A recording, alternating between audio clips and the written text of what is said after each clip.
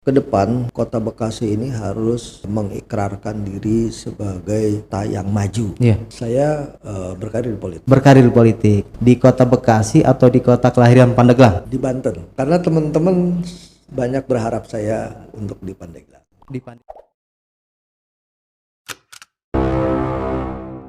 Assalamualaikum warahmatullahi wabarakatuh. Jumpa lagi di Rujuk Podcast dan masih bersama gue Muhammad Lukman. Dan kali ini Rujuk Podcast akan membahas terkait proses pembangunan di Kota Bekasi pasca adanya pandemi COVID-19 di Kota Bekasi. Nah, dengan adanya pandemi COVID, barang tentu sudah pasti bahwa perbangunan dan perbaikan ataupun di infrastruktur maupun bangunan yang lainnya mengalami kendala ataupun sedikit ada persoalan. Nah, kita akan berbincang dengan Kepala Dinas Perumahan dan Pemukiman serta Pertanahan Kota Bekasi, Bapak Jumhana Lutfi. Assalamualaikum warahmatullahi wabarakatuh, Pak Kadis. Waalaikumsalam warahmatullahi wabarakatuh, Bang Lukman. Siap, damang Pak. Alhamdulillah.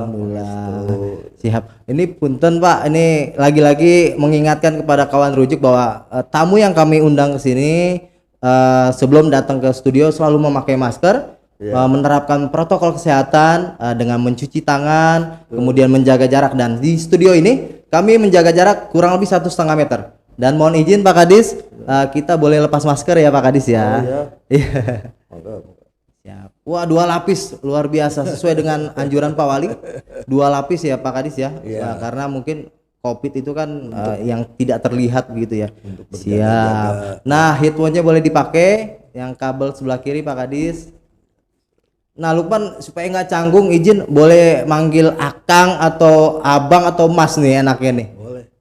Akang boleh. Akang ya, karena orang Sunda iya mah teh. Akang boleh, AA boleh.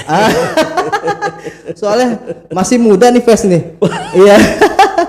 Iya, kalau boleh tahu nih Pak, ini apa sih Akang ya, Kang Jumhana ini, Kang Jumhana Lutfi ini usianya berapa nih? Karena dari Fes ini saya mungkin kalah muda kayaknya. Iya. Usia saya insya Allah bulan ini 55 tahun. Wah, 55 tahun ya? Iya. Berarti dengan pes yang segini masih awet muda, rajin olahraga berarti ya? Bisa aja, enggak cuma jalan-jalan kaki aja. Jalan kaki. Muter-muter di depan rumah gitu. Oh gitu. Nah, dulu waktu sekolah ataupun kuliah, kebayang nggak jadi ASN sih, aparatur sipil negara gitu, Kang Jumhana? Oh iya. Dulu saya waktu masih muda seneng organisasi ya. Oke. Di OSIS, terus juga di Pramuka, di Ambalan. Oke. Nah, mungkin karena dulu sering ikut organisasi, adalah jiwa-jiwa keinginan memberikan kontribusi ya buat masyarakat gitu ya. Jadi seperti itu. Nah, tapi pas setelah saya lulus sekolah itu justru waktu itu saya lagi coba-coba nanam ikan lele. Iya. Sama ayam broiler waktu itu. Nah, melihat kakek waktu itu nanam itu ya saya ikut-ikutan. Iya. Nah, saya pengen juga jadi pengusaha. Iya. Nah, orang tua saya waktu itu nyuruh saya jadi ASN.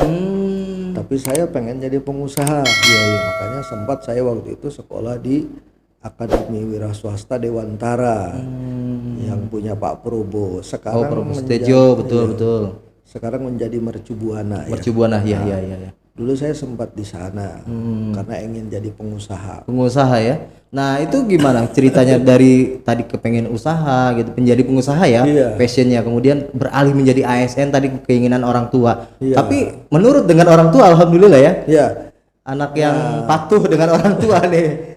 Ya, tapi karena orang tua saya mungkin gigih ya, karena orang tua saya juga ASN waktu itu. Oh iya. Kebetulan beliau juga pada saat itu menjadi wedana ya di Cikarang. Oh iya. Nah, nyuruh tuh saya terus. Udahlah, artinya ngikuti orang tua. Ya. Akhirnya saya mengikuti orang tua. Iya. Mengikuti orang tua. Pertama saya masuk itu sebagai tenaga honorer ya. Kalau zaman dulu tuh Honda ya, honor daerah. Honor daerah. Itu tahun berapa kira-kira kalau bisa di flashback diingat masa lalu itu? Ya tahun 87 88. Waduh, ya. Saya baru 2 tahun itu. Nah, ini kan menarik bicara sesuai tema, Pak. Tadi kan bicara pembangunan, apalagi di Perkimtan ya, Dinas Pemukiman dan Pertanahan ya, di Kota Bekasi ini kan setelah adanya Covid pasti ada penyesuaian ya, Pak ya. Tapi mungkin sebelum kita bahas itu lebih lanjut, Pak, masih pengen sisi lain dari Bapak nih, pengen tahu mungkin kawan rujuk dan masyarakat Kota Bekasi. Pernah dapat informasi benar nggak sih Pak, Bapak waktu itu sempat jadi lurah termuda gitu Pak di kota, di Bekasi belum ada kota dan kabupaten waktu itu, betul ya? Betul. Saya menjadi lurah itu pertama 92 ya. 92 ya? Tahun 92. Tahun 92 itu usia berapa tuh Pak? Usia 27 tahun. 27 tahun jadi lurah? 27 tahun. Wah. Jadi usia 27 tahun. Nah, pada saat itu saya jadi kepala desa Karangharum ya. Oh di Cikarang ya? Di Kedung Waringin. Kedung Waringin. Nah, pada saat itu kebetulan saya di sana membantu masyarakat yang pada saat itu memang terjadi persoalan di Kelurahan Karangharum. Karangharum itu ya. Desa Karangharum. Desanya desa IDT. IDT itu Impres Desa Tertinggal. Sangat tertinggal sekali ya. Memang desanya desa tertinggal. Nah, saya di sana bekerja dan alhamdulillah bisa membangun sebuah pertanian di masyarakat.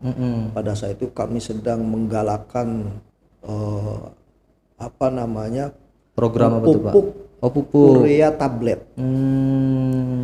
Nah, bahkan kami bisa menciptakan bagaimana penanaman urea tablet tercepat. Oh gitu. Nah, pada saat itu kami dengan masyarakat ya, kerja kami waktu itu nongkrongnya di sawah terus. Di sawah terus. Untung nggak jadi ketemu orang-orang sawah terus ya Pak. Diskusi di sawah, jadi kerjaannya di sawah dengan para petani segala macam, karena pada saat itu memang Cikarang itu sebagai lumbung padi. Lumbung padi, betul.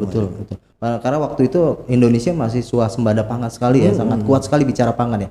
Nah, bicara profil kayaknya panjang Pak, tapi kita fokus ke leading sektor di Perkimtan Kota Bekasi Pak. Nah, kita pengen tahu Pak, sebelum adanya Covid di 2020 itu di Perkimtan itu ada berapa, anggarannya berapa besar gitu kan. Kemudian setelah adanya Covid di pandemi bulan Maret itu kan pasti ada refocusing tuh.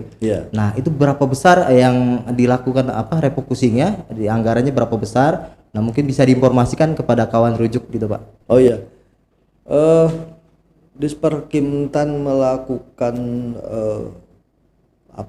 anggaran pada saat itu, kami itu sekitar 400 miliaran. 400 miliar ya? 400 miliaran. Oke. Hanya karena ada refocusing sehingga kami juga harus patuh tunduk.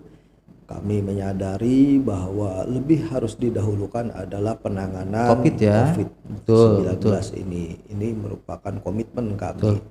Nah, jadi seperti itu.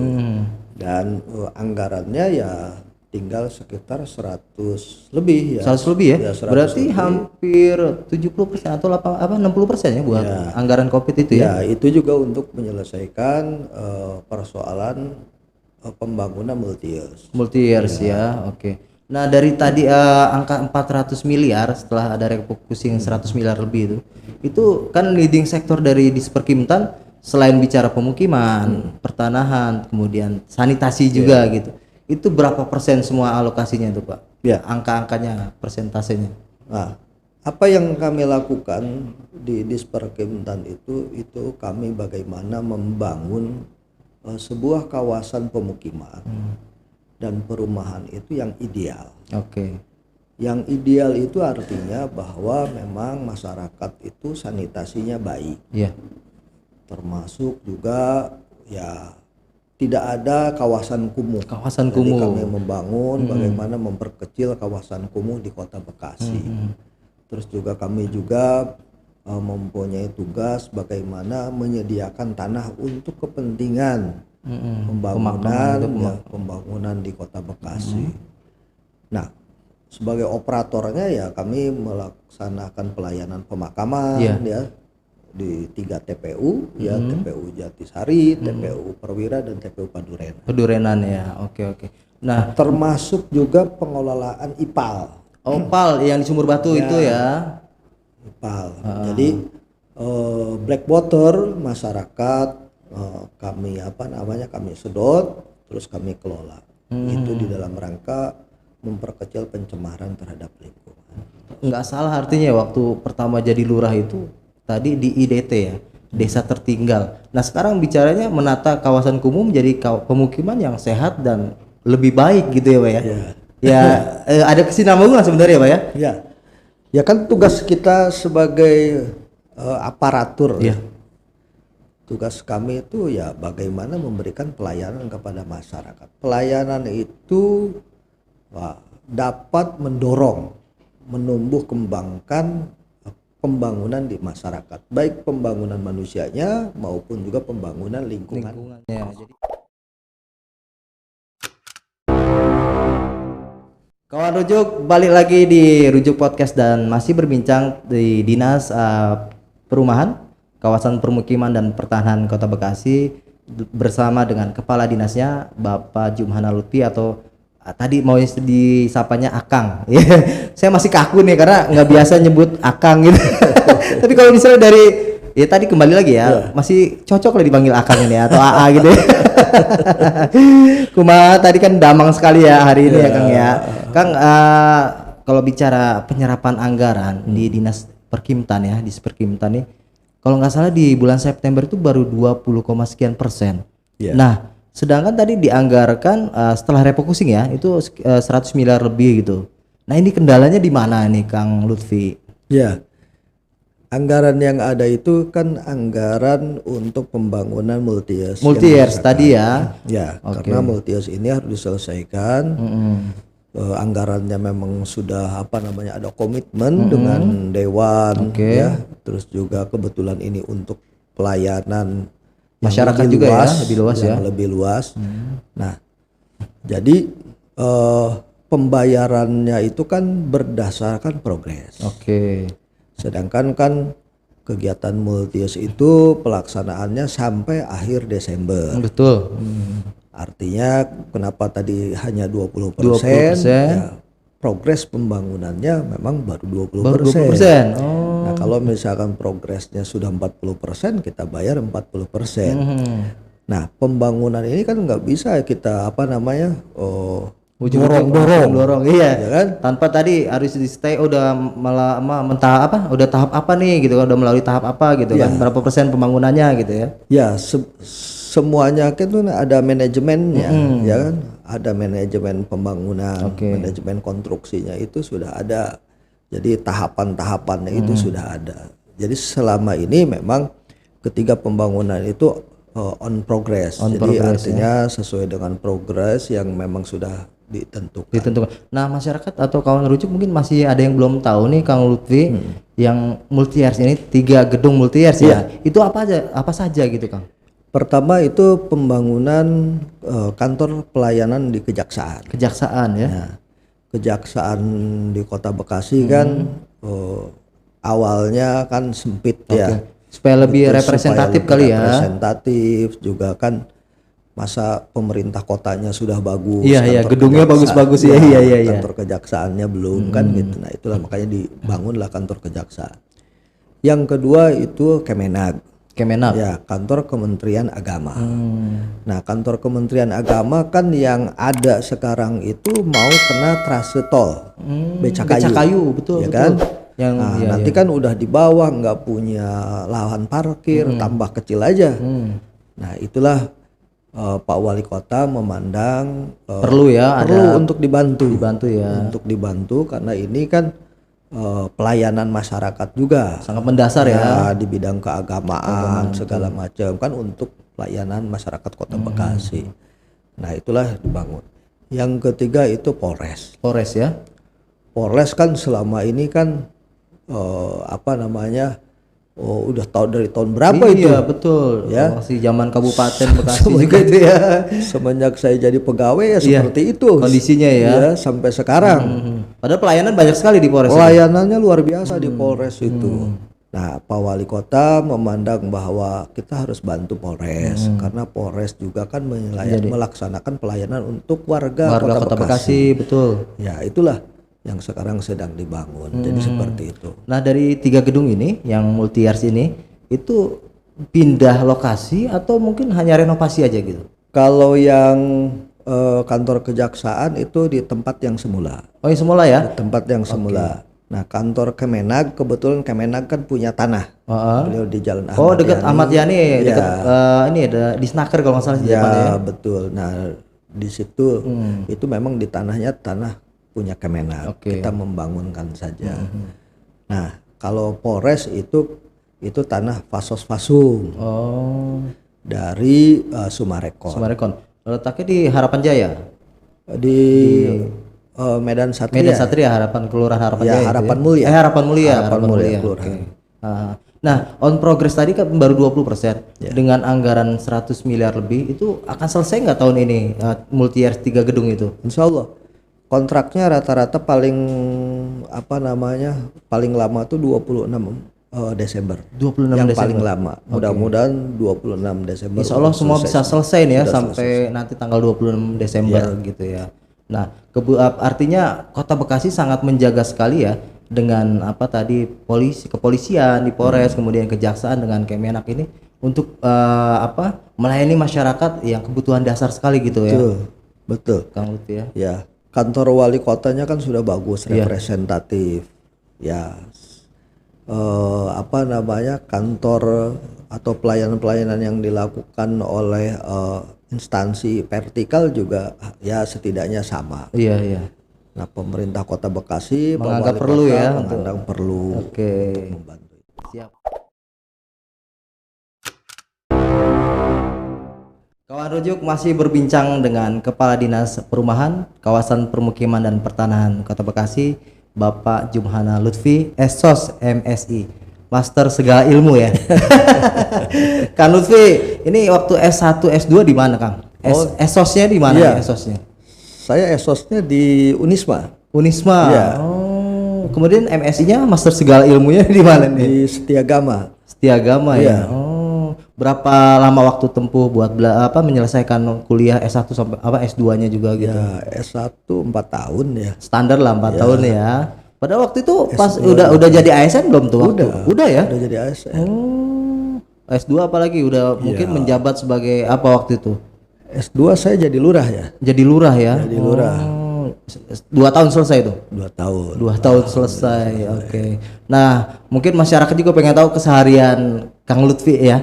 Mungkin selain kepala dinas, kalau biasanya di lingkungan ngapain aja sih? Atau mungkin ya waktu sebelum Covid ya, nganter anak sekolah, atau mungkin ya kalau misalnya masih kecil anaknya gitu, atau mungkin nganter istri ke pasar barangkali gitu kan? Iya, saya kalau lagi libur kadang-kadang suka jalan kaki ya. Suka jalan kaki. Terus juga kadang-kadang ke pasar Rawalumbu. Rawalumbu ya? Iya. Ya belanja juga. Nggak malu nenteng kresek gitu? Enggak. Sengaja jalan kaki, belanja ke sana. Kan banyak teman-teman yang dagang juga kan, kenalan-kenalan yang dagang. Justru seperti reuni gitu. Jadi karena dulu saya waktu itu jadi lurah Pengasinan kan. Oh, sempat jadi lurah Pengasinan. Nah, waktu pembangunan kan pasar. Iya. Awal-awal itu saya pada saat itu kan lagi krisis moneter tahun 2000. 2000-an tuh ya. Tahun 2000. Nah, ada tanah di sana, Fasos Fasum ya. Kami bangun tuh waktu itu dengan almarhum Meruli. Ya, kita ada ide waktu itu kan ada dana P2KP, ya kan? Nah, kita bangun, terus juga masyarakat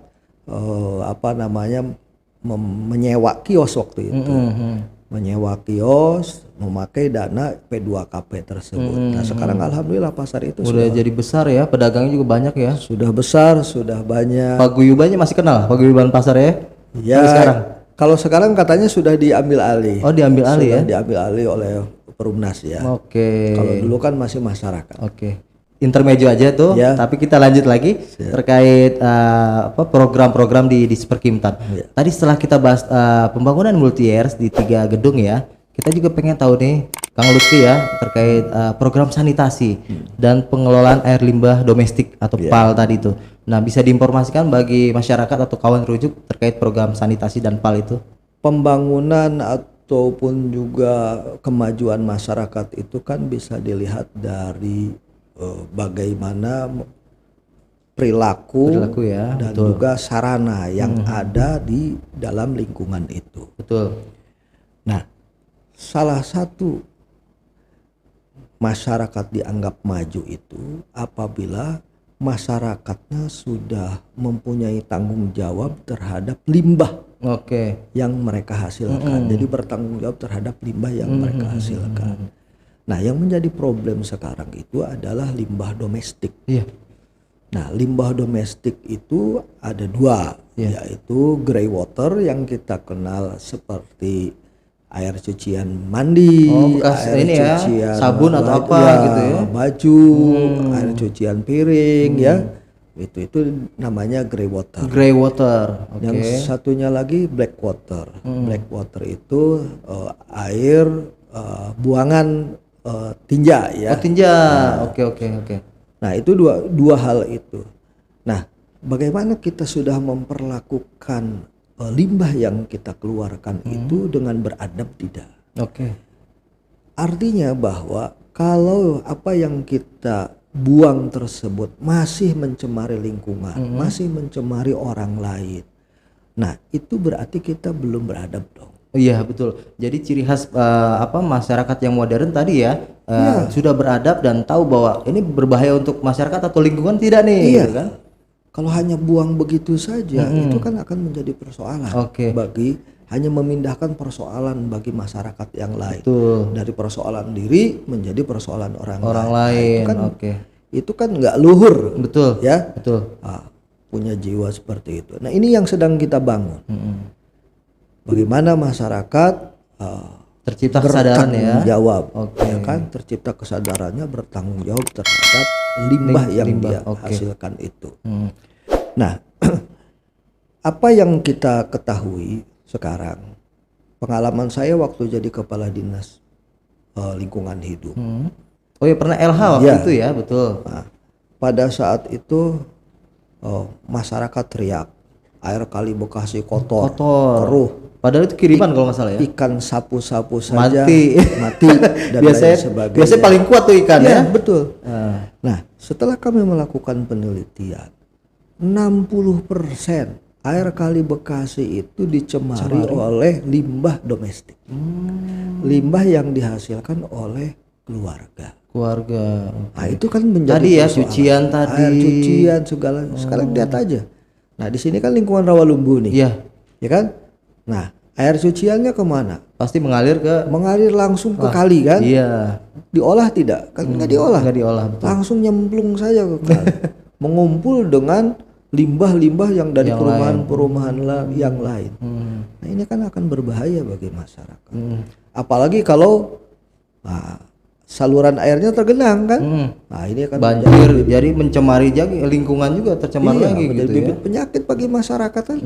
Gitu. Akhirnya DBD, ya kan? Muntaber juga. Diare, disentri. Nah, itu jadi persoalan. Nah, di Kota Bekasi artinya udah nggak ada helikopter nih. Yang mohon maaf, dulu masyarakat dulu kan sering di jamban gitu ya. Nah, itu kan nggak boleh.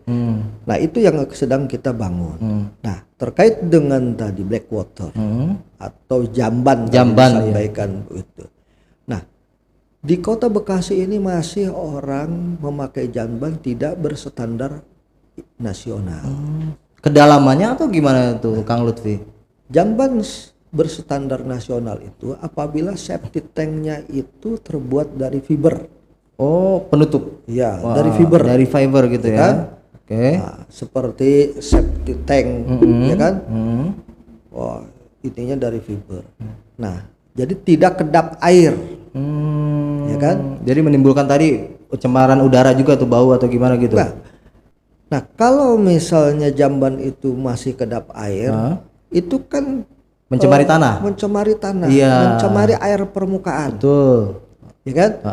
Nah, kalau di sekitar rumahnya itu kita sumur tanah, tercemar lagi ya.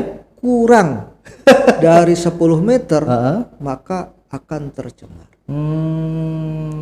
Akan tercemar air permukaan tersebut. Air yang kita pakai cuci, air mungkin yang kita pakai mandi, mungkin saja ada yang dipakai untuk minum. Nah, itu pasti tercemar kalau kurang daripada 10 meter. 10 meter. Tadi ke dalam 10 meter juga ya gitu kan.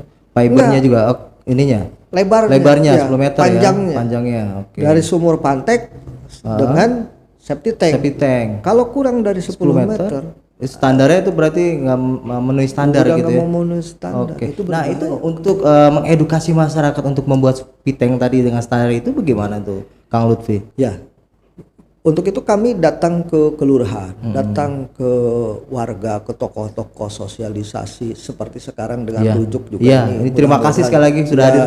Terima kasih kepada Rujuk ini, mudah-mudahan ini juga media sosialisasi bagi masyarakat bahwa apa yang sekarang terjadi apabila septic tanknya masih rembes air lah, kedap air tadi itu masih kedap air, itu akan menjadi persoalan. Itu berarti mencemari lingkungan. Nah, artinya ada yang mengecek nggak tuh dari dinas Disperkimtan setiap rumah-rumah atau kawasan pemukiman yang tadi secara septic tanknya masih kedap air itu nanti mungkin harus ada perbaikan standar-standar yang tadi harus dipenuhi gitu. Ya. Pertama kami sosialisasikan kepada masyarakat warga Kota Bekasi agar septic tanknya itu diganti. Diganti jadi septic tank yang SNI, septic tank yang dari fiber, betul. Jadi seperti itu. Nah, yang kedua, kami juga sedang merencanakan pembangunan terkait dengan pengelolaan limbah domestik ini, yang sudah kami rencanakan di 2 kelurahan, di Kelurahan Bojong Rawalumbu dan di Kelurahan Pengasinan di sini. Oh gitu. Jadi ini setelah percontohan tadi di Sumur Batu gitu, nanti pengembangannya di Pengasinan dan kalau di Sumur Batu itu IPLT. Oh IPLT-nya. Limbah tinja. Oh limbah tinjanya ya. Nah kalau ini pengolahan limbah domestik. Jadi bukan hanya tinja tetapi ada grey water. Grey water tadi yang bekas cucian itu ya. Cucian segala macam. Nah, ini kami bangun di Kelurahan Pengasinan dan di Bojong Rawalumbu itu. Nah, ini mudah-mudahan menjadi pilot project bagi kelurahan-kelurahan yang lain. Nah, sehingga masyarakat di sekitar sana memang tadi sudah masyarakat maju. Kesadarannya sudah terbangun. Sudah terbangun. Oke. Air daripada cuciannya sudah terolah. Ini mulia sekali sebenarnya di Disperkimtan ini ya. Tadi mengurangi dampak dari penyebaran penyakit juga gitu kan. Nah, berkaitan tentang pengelolaan air limbah domestik, itu kalau nggak salah sempat ada suntikan dana dari luar, benar nggak tuh Kang Lutfi itu? Ya. Jadi insya Allah dana ini menurut Kementerian PUPR ini akan dibantu oleh pusat ya. Dan ada suntikan dana dari ADB. Nah, ini mahal sebetulnya. Tapi mudah-mudahan ini demi kemajuan masyarakat, kesehatan masyarakat.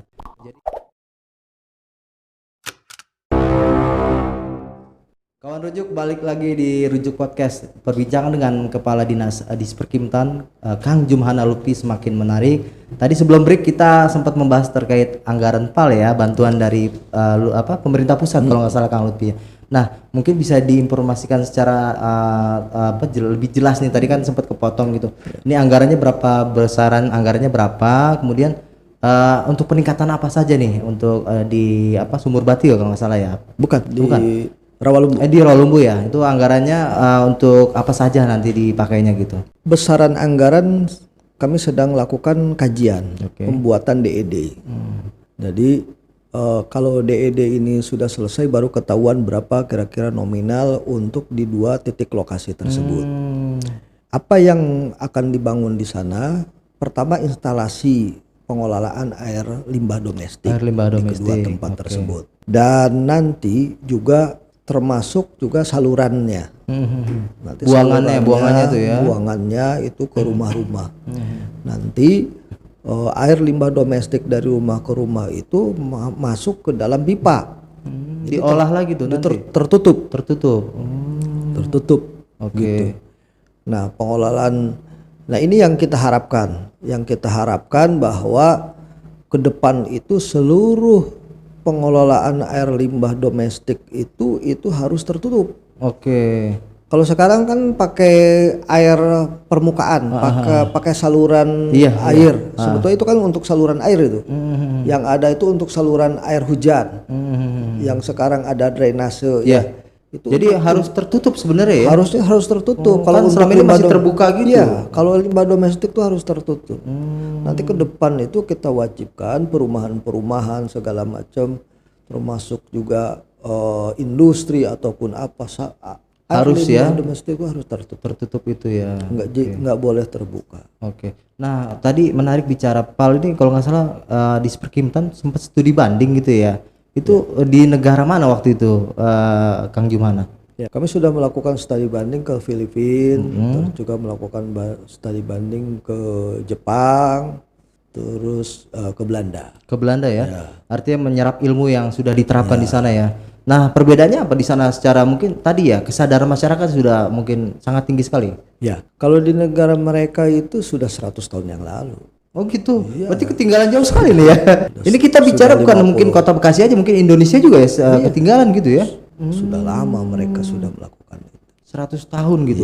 Coba dengan bayangan 100 tahun ini kita sudah tercemar juga kalau nggak gitu ya Kang Lutfi. Iya. Makanya mudah-mudahan lah ke depan kita. Tapi nggak ada kata terlambat sebenarnya ya Kang. Nggak ada. Yang namanya untuk kebaikan ya nggak ada kata terlambat.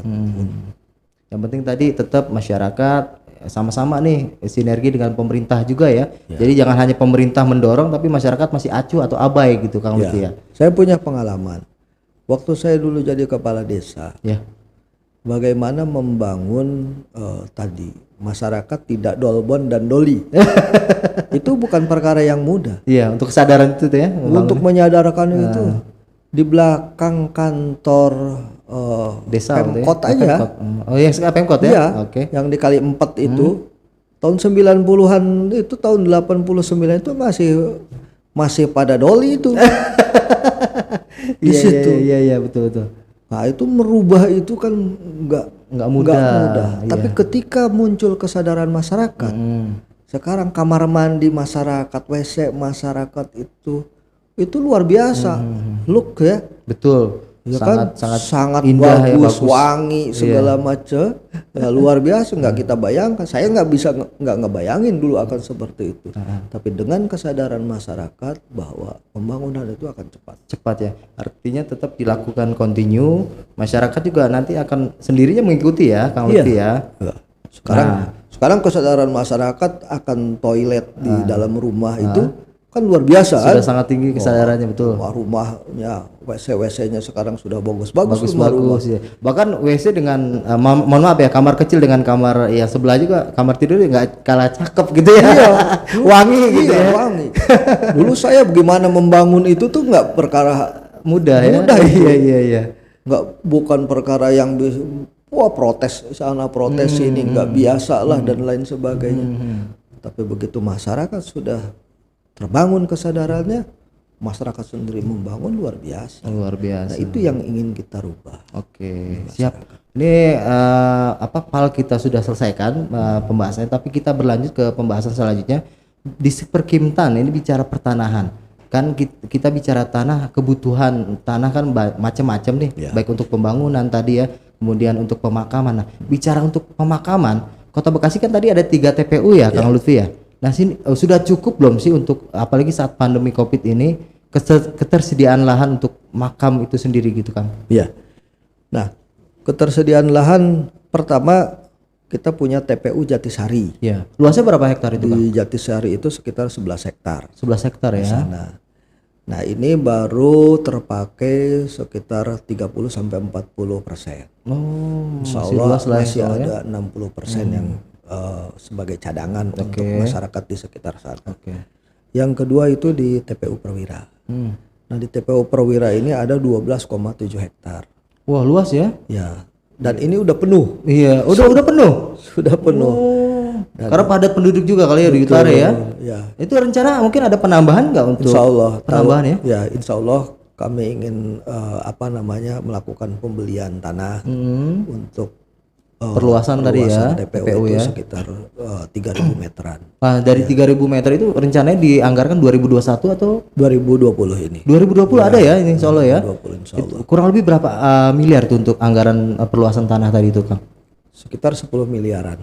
10 miliar ya. Karena di sana kan tanahnya sudah mahal ya.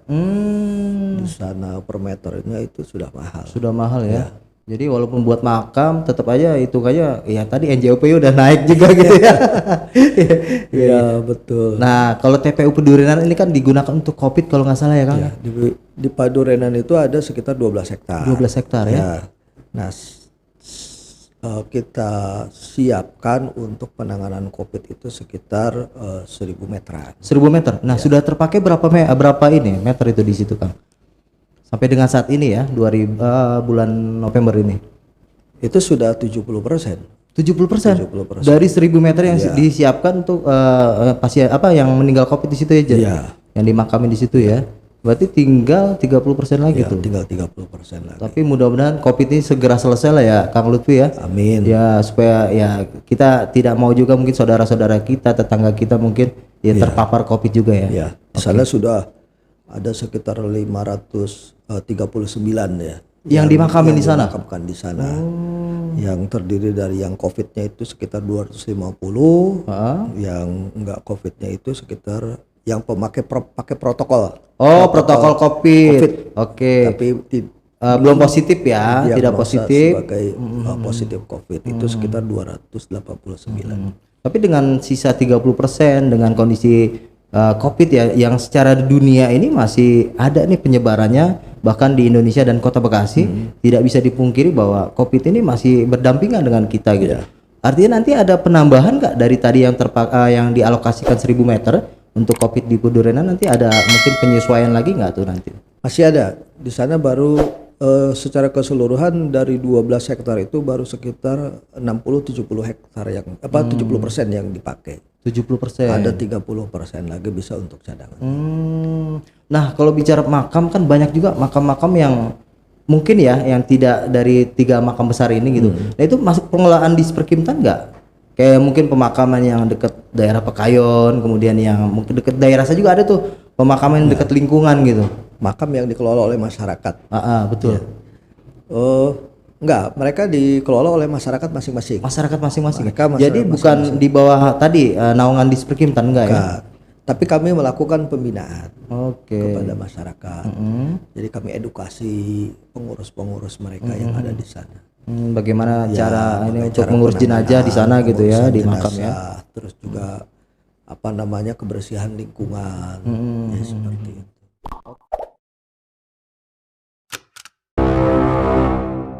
Tidak terasa kawan rujuk kita memasuki segmen terakhir dan masih berbincang dengan Kepala Dinas Disperkimtan Kota Bekasi, Kang Jumhana Lutfi Esos MSI.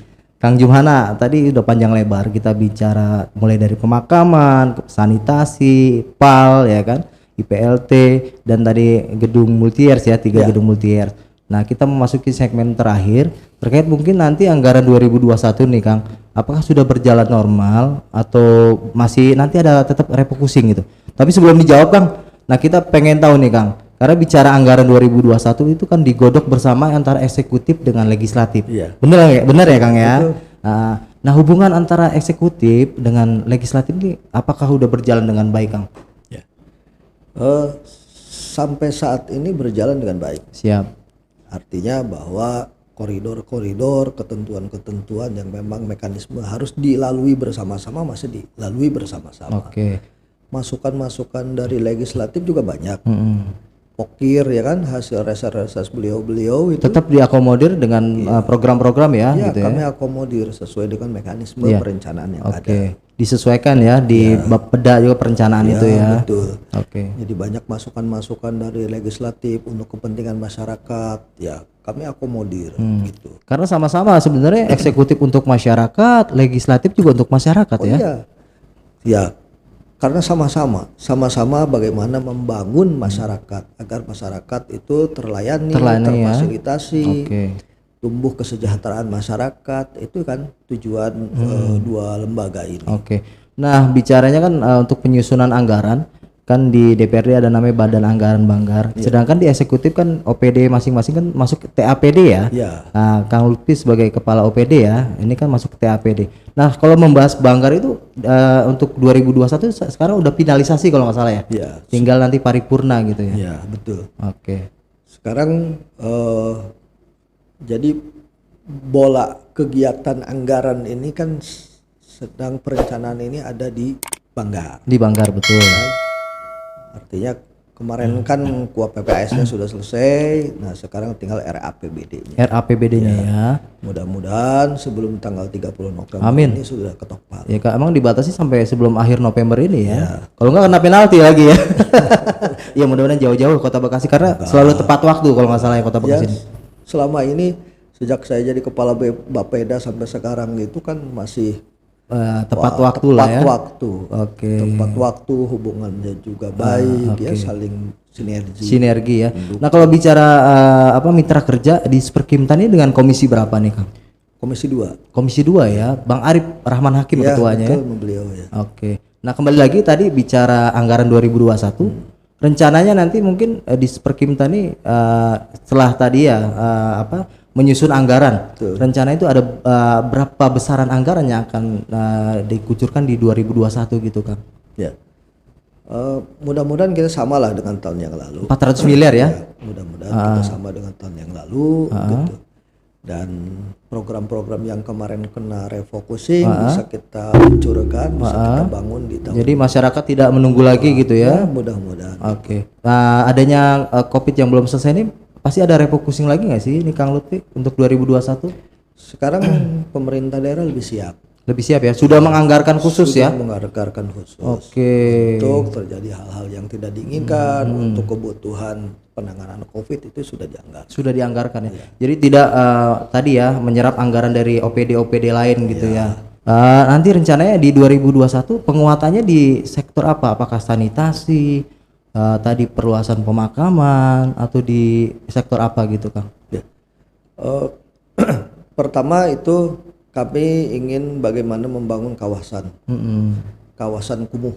Kawasan kumuh, betul. Kawasan kumuh kan awalnya di kita sekitar 430 hektaran. Nah sekarang sudah alhamdulillah itu 2016 430 hektar, sekarang sudah 2017, 2018, 2019, 2020 ini kita semakin bangun, berkurang tuh ya. Berkurang. Nah itu ada sekitar 120 hektaran lagi. Nah, mudah-mudahan di tahun depan makin mengecil lagi ya. Karena target kami 2023 kepemimpinan Pak Wali dan Pak Rahmat Effendi ini kawasan kumuh di Kota Bekasi sudah habis. Sudah habis ya. Sudah sampai habis. Beliau selesai jabatan lagi, itu ya. Ya, tidak ada lagi wilayah kumuh di Kota Bekasi. Nah, dari 120 hektar yang tersisa itu di beberapa kelurahan gitu Kang? Tersebar. Di mana aja tuh? Tersebar di beberapa kelurahan. Di masing-masing kecamatan ada. Pasti ada tuh? Ada. Oke. Nah berbasis pembangunan pemukiman apakah itu salah satunya Rutilahu gitu Kang? Kalau itu macam-macam. Ada yang memang terutama adalah sanitasi. Sanitasinya kalau ya? sanitasinya buruk ya. Terus juga jamban-jamban masyarakatnya juga tidak teratur. Terus juga masih safety tanknya juga yang tadi tidak memenuhi standar gitu ya. Standar. Terus jalan-jalannya juga misalnya masih becek. Gang-gangnya itu. Nah, itu yang kita bangun. Termasuk ada rumah mungkin di dalamnya ada rumah. Rutilahu tadi ya. Oke. Kita bangun. Ya karena 2019 kalau nggak salah ini Rutilahu tidak ada ya sama sekali dianggarkan ya. Untuk bantuan pusat ada. Bantuan pusat ada ya. Bantuan pusat ada. Jadi jatuhnya di sini perencanaan aja di Kota Bekasi ini ya. Baik, Kang, ini kita sudah panjang lebar bicara tentang Rutilahu, sanitasi, kemudian nanti 2021. Cuman kita ingin mungkin Kang Lutfi memberikan pesan buat masyarakat untuk lebih sadar lagi, meningkatkan kesadaran terkait sanitasi, lingkungan gitu kepada masyarakat Kota Bekasi dan kawan rujuk. Ya. Monggo Kang, dipersilakan. Baik, terima kasih Bang Lupan. Ke depan Kota Bekasi ini harus mengikrarkan diri sebagai kota yang maju. Nah, kota yang maju itu artinya bahwa kesadaran masyarakatnya sudah tinggi, kesadaran terhadap lingkungan masyarakatnya sudah tinggi, Kami juga pemerintah harus terus ya, baik eksekutif, legislatif, ke depan itu harus concern bagaimana mendorong kesadaran masyarakat, termasuk juga membangun fasilitas masyarakat agar pencemaran akibat limbah domestik ini makin berkurang. Berkurang, betul. Itu yang harus kita bangun, sehingga tidak ada lagi masyarakat yang tercemar oleh limbah ini. Artinya lebih kecil lah, kalaupun ada masih lebih kecil. Karena apa? Karena kita ketahui bersama akibat daripada pencemaran limbah domestik ini berapa miliar masyarakat harus mengeluarkan untuk pengobatan. Iya. Diare, disentri, ya, DBD. Mungkin salah satunya juga penyakit liver. Ya kan? Jadi sebenarnya pencegahan ya lebih baik daripada mengobati. Betul. Kembali lagi gitu ya Kang. Betul. Jadi kuncinya adalah bagaimana kita membangun sanitasi masyarakat agar sanitasi masyarakat itu benar. Insya Allah rumah sakit makin berkurang. Luar biasa. Baik Kang Lutfi, sebelum menutup kita ada program namanya Tanjap Q&A. Nanti ada 2 pertanyaan, mohon dijawab cepat, 2 detik ya Kang Lutfi ya. Punten nih Kang, Kang Lutfi nih usia tadi udah 55 tahun, artinya batas pensiun udah 58 ya? Kalau nggak salah ya? 58. Nah, nanti setelah pensiun apakah menikmati pensiun atau berkarir di politik? Saya berkarir di politik. Berkarir di politik, siap. Di kota Bekasi atau di kota kelahiran Pandeglang?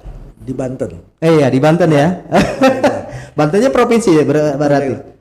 Karena teman-teman banyak berharap saya untuk di Pandeglang. Di Pandeglang, luar biasa. Apakah jadi calon bupati atau jadi wakil rakyat DPRD? Yang penting bermanfaat bagi masyarakat. Berpolitik kan tidak harus jadi anggota dewan, tidak harus jadi bupati. Berpolitik itu artinya bagaimana kita membangun membangun kepentingan-kepentingan masyarakat agar masyarakat bisa dimudahkan terlayani tadi juga ya, akses pelayanan pemerintah. Luar biasa. Oke. Nah kalau bicara hobi nih, sukanya membaca atau bersepeda? Saya bersepeda. Punya sepeda berarti ya di rumah banyak ini ya Kang ya. Tapi lebih hobi lagi jalan kaki. Jalan kaki tadi, tetap jalan kaki kayaknya. Jalan kaki. Terakhir nih Kang, sukanya minum air putih atau teh manis? Air putih. Air putih. Karena menyehatkan. Karena natural aja. Natural, putih ya. Oke, siap. Terima kasih Kang Lutfi atau Pak Jumhana Lutfi telah hadir nih datang ke studio Rujuk Podcast. Senantiasa kami berdoa kepada Kang Lutfi agar tetap sehat menjalani aktivitas dan bekerja. Dan sekali lagi terima kasih sudah hadir ke studio Rujuk Podcast. Tetap semangat, tetap melayani masyarakat dengan baik. Kawan Rujuk, demikian perbincangan dengan Kepala Dinas Disperkimtan Kota Bekasi, Kang Jumhana Lutfi SOS MSI. Jangan lupa tetap dukung channel Rukun Jurnalis Bekasi yang akan menayangkan Rujuk Podcast dengan cara like, komen, subscribe, dan share sebanyak-banyaknya. Gue Muhammad Lukman undur diri. Wassalamualaikum warahmatullahi wabarakatuh. Waalaikumsalam.